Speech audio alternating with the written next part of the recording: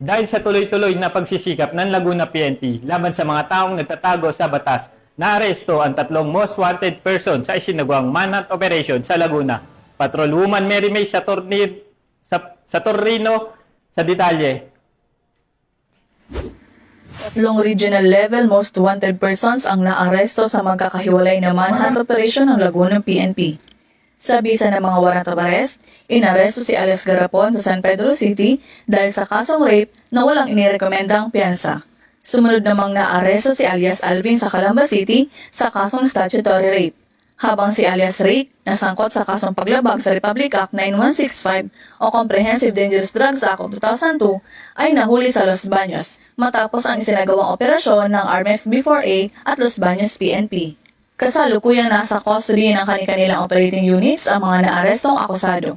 Agad namang inimpormahan ng mga korte na pinagmula ng warrant of arrest sa pagkakaaresto nito.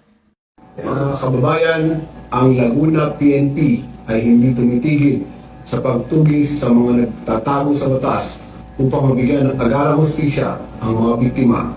Tinitiyak ko na mananagot sa batas ang mga taong ito. Mula rito sa Calabarzon, ako ang yung Police News Network Correspondent, Patrolwoman Mary May Sarturio. Alagad ng batas, tagataguyod ng Balitang Polis.